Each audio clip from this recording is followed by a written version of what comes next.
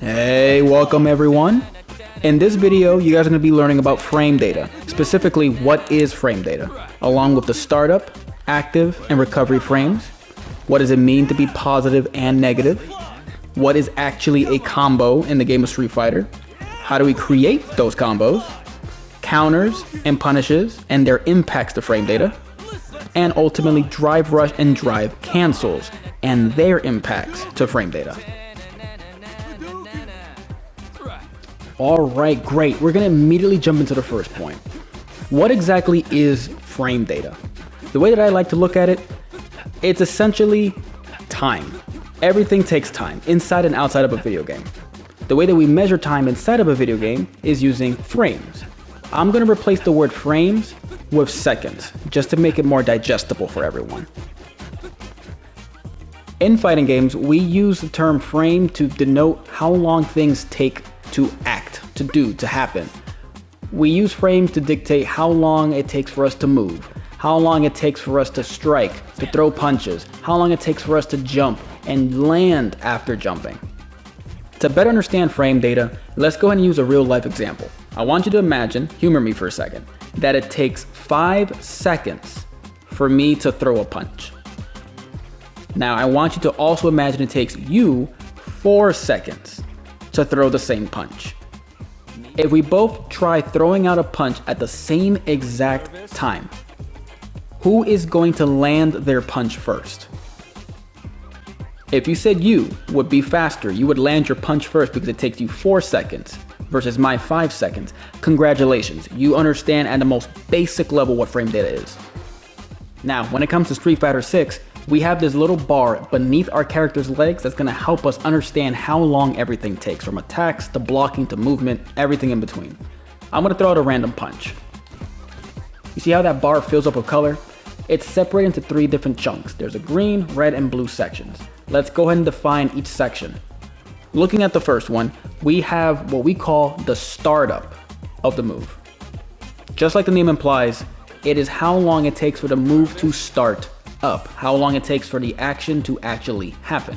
For the first 5 seconds, let's say, I am not actually doing damage. For the first 5 seconds, Jamie is moving his arm from where it is on his side outward. Slowing the game down to 50% speed, it might be a little bit easier to understand. Doing the same motion,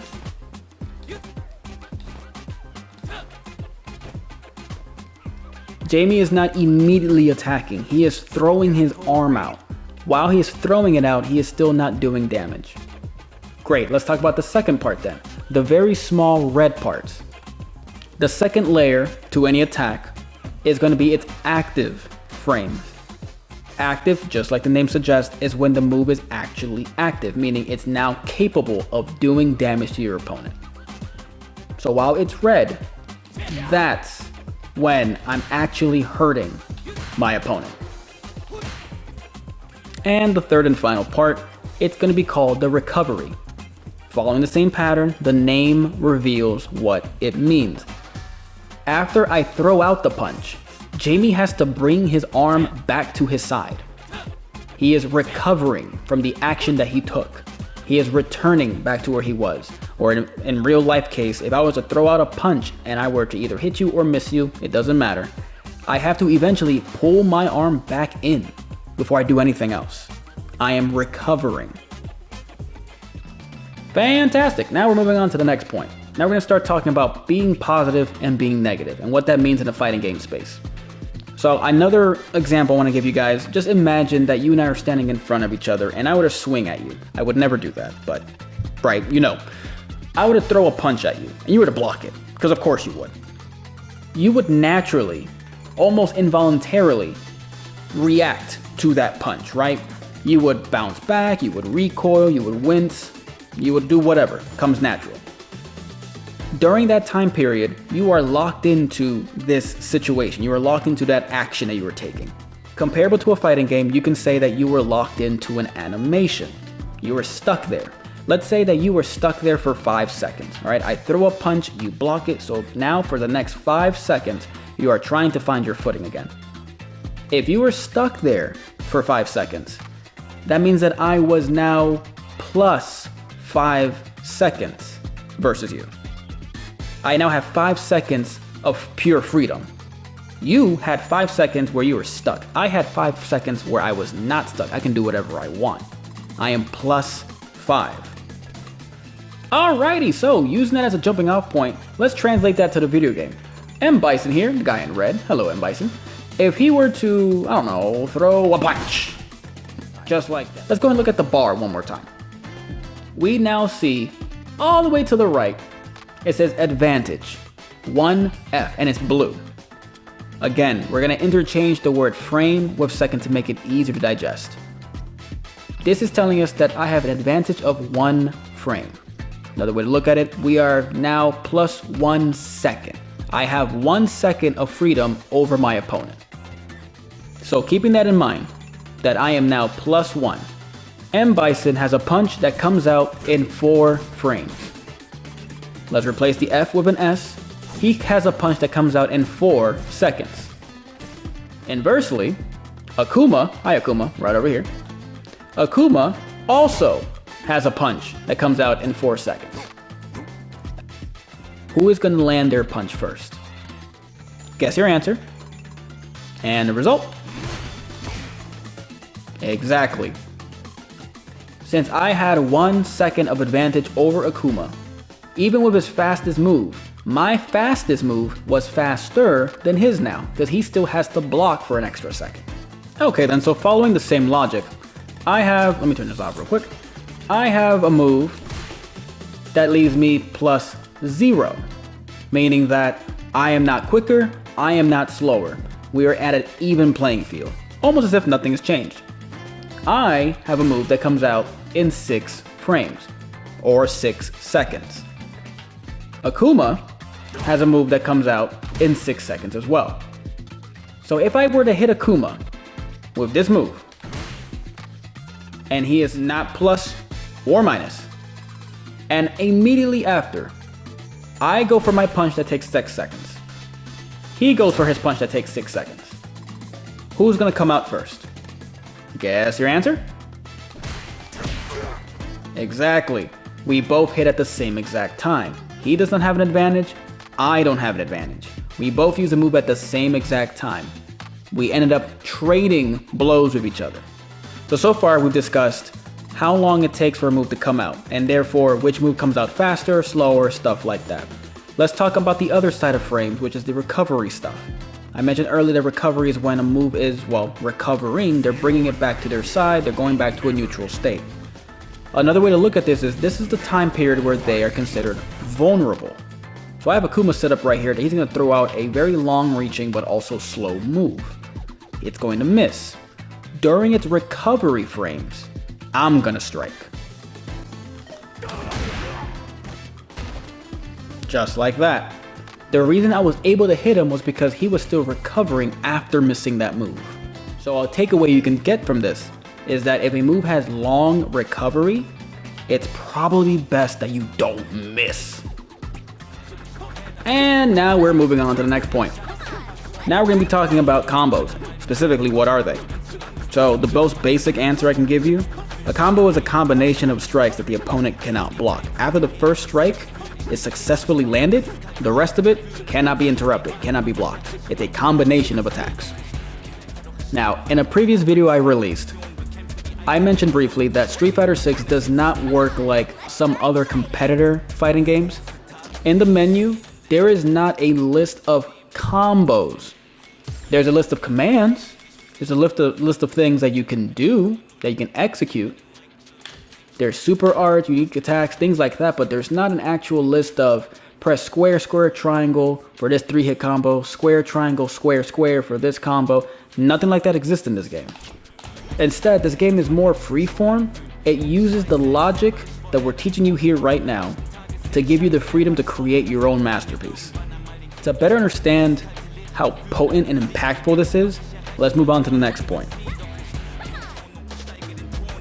To fully appreciate combos and how to use them effectively, how to even create them, understand our relationship with them, it's best we move on to this next point, which is going to be about how we create combos.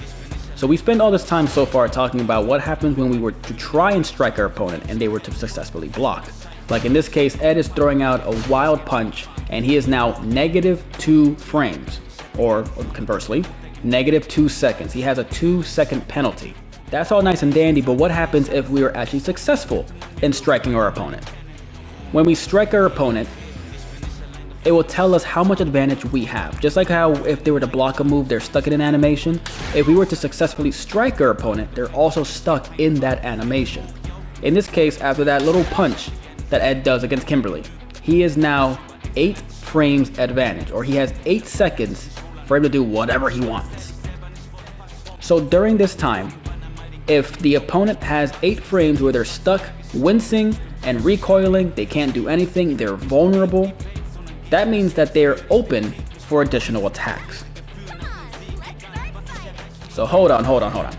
So Ed here has a punch that takes him 7 seconds to come out. Right there, see, start up 7 frames. Yeah, it takes him 7 seconds to bring out that punch. But wait a minute, didn't we just find out that this punch leaves me +8? I have 8 frames. I have 8 seconds to do whatever I want. Well, 7 is less than 8. So if I have a window of 8, doesn't that mean I can fit in a 7? Yes, I can. So where this game excels in creativity, we now know, for example, that this punch leaves me +6. It leaves Kimberly in a state for 6 seconds where she can't do anything. She is vulnerable. This same punch takes me 7 seconds to come out. 7 frames, right? Well, if I punch her and it gives me a 6-second window, a 7-second attack is too slow. It won't connect, right? That's right. So we have to be creative and see what other moves we can use after we successfully land this attack. If this move leaves us +6, well, we can't use that one because that's 7 seconds. What about this one?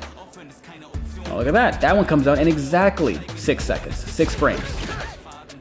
So in theory, right, she's still set to block on unsuccessful attacks. So in theory, just like that, they connect. It's tight, but they connect. Great, now, cool.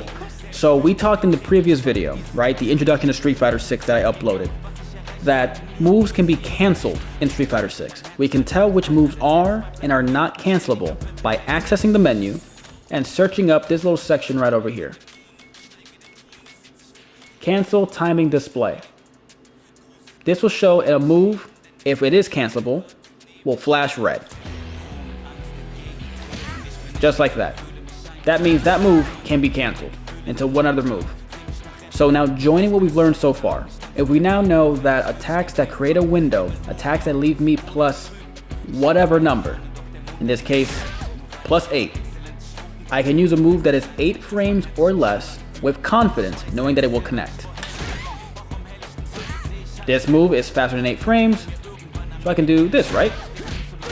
That's right. But did you notice at the very end I was still flashing red? So doesn't that mean I should be able to do or cancel that into a special attack? Yes, it does. Now you're playing Street Fighter. If you were to go online, you'll find a bunch of other people and a bunch of other videos talking about the optimal routes, the best ways to do damage and things like that. Ultimately, in a game like this, it is completely up to you. The best combo are the combos that you do not drop, that are easy for you to execute. So my recommendation to you, if you're learning how to play the fighting game, don't worry about what is the best combo, just find out what combos look cool and feel good for you to do, that you can do with your eyes closed with confidence, because those are going to be the ones that win the games for you. We're doing good so far, we're doing real good. So far we've discussed what frame data is, we've discussed what active frames, recovery frames, startup frames are, we've talked about how to make combinations even happen. Let's go one step further. In this game, there are things called counters and punishes. Just a quick review. Counters will have a yellow banner letting you know that you hit them before they could hit you. Conversely, they have punish counters, which are big orange banners that tell you that you hit them after they failed to hit you. Counter, you countered them, you hit them first. Punish, you punished their mistake. You hit them after. Would you believe me if I said that depending on which one you land, your frames change? What I mean by that? We have this move right here from Rashid, where he slaps him right in the chest. Successfully hitting the opponent with this move leaves Rashid +5. Also meaning that you're able to connect the move that is 5 frames or faster. Thankfully for Rashid, he has those. But because of the move giving only 5 frames for him to do anything with, there's not really much he can do if he does even land the hit. But let's say it was to be a counter hit. In this game, a successful counter hit, again displayed by the yellow banner, adds 2 frames to whatever move you just did. Once again, that punch to the stomach, that slap to the chest, left me +5. If I were to get it as a counter hit, it leaves me +7 instead. All of a sudden, what was initially only something I can slap the opponent out of, right? This is all I can do. I can't do this. I can't do that. I can't do this. Things like that. If I were to do a counter hit, now I can combo the move into itself. Reason being, on counter hit, I am now +7, not +5. If I am +7, anything that's 7 frames or 7 seconds or lower can fit. That stomach punch is only 6 frames. So suddenly what went from all I can do is slap you, to I can do it twice. Let's take it even further. So counter hit adds 2. They're really hard to react to unless you know that you're hitting them first. You know what you're doing, right? Starting out, that's not gonna happen very often. A punish counter adds 2 more frames on top of the already 2 frames we're getting for counters. Easy way to remember, punish counters, you see that orange banner, you are getting +4 frames instead. So again, what was initially on successful hit +5, I have 5 seconds of freedom. On counter hit, I am +7.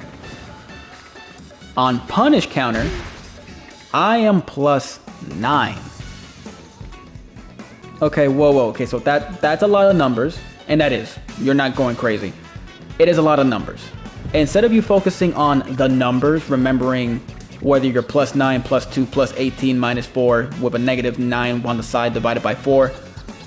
Instead, as you're learning the game, learn what moves are now available under these circumstances and commit the circumstances to memory, not the numbers. Us at the higher level, we're not pressing these buttons and remembering, okay, I'm +9, so I can do X, Y, or Z. No, I just know that if I hit this move, I can do that next.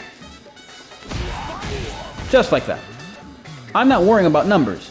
With enough practice, I just know, punish, mine. And now we're approaching what might be my personal favorite section of this video, drive cancels and drive rushes. Once again, we talked about this in a previous video where if you were to press the parry button and double tap forward, your character will glow green and they'll rush to your opponent. I mentioned in that same video that any move that comes after this or out of this sequence is more dangerous, but I kept it vague. I couldn't really get into what made it more dangerous. I just actually take my word for it. Where here it is, here's the explanation. We already were talking about punish counters, counter hits, and how they add frames to already dangerous moves.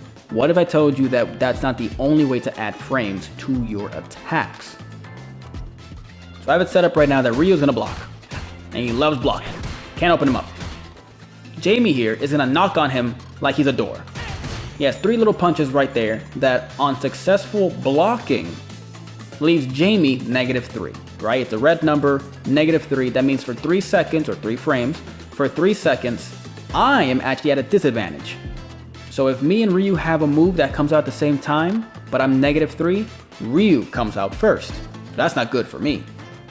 But if I were to drive rush with this move, things will change. For context, drive rushing from any capacity will add 4 frames of advantage to whatever move I use. So just like how if I were to get a punish counter, it adds 4 frames, Same thing here.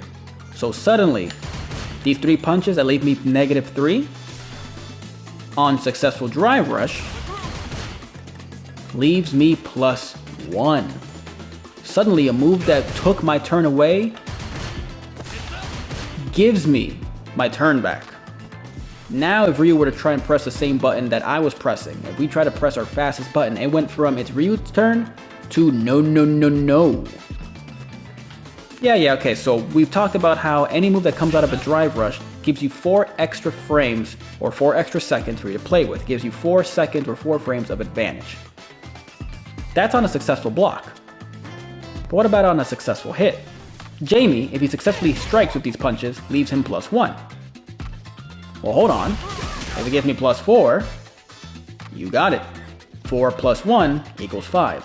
Suddenly, a move that by itself I couldn't really do much, it's just my turn, but I can't really combo into anything. Because of this, now it combos.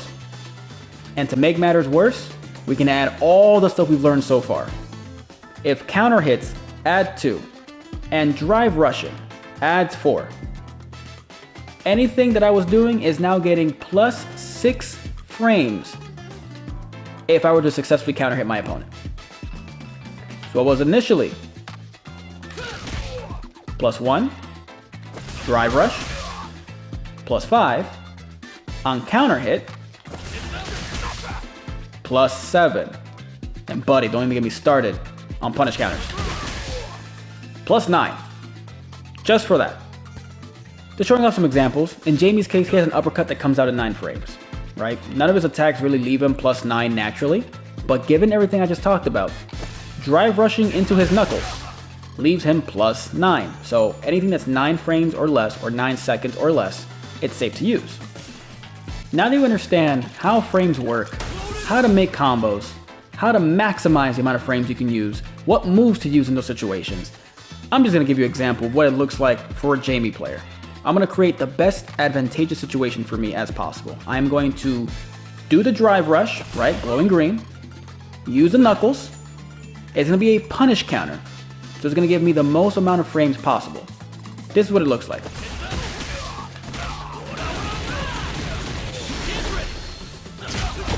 Come on, it's time to train.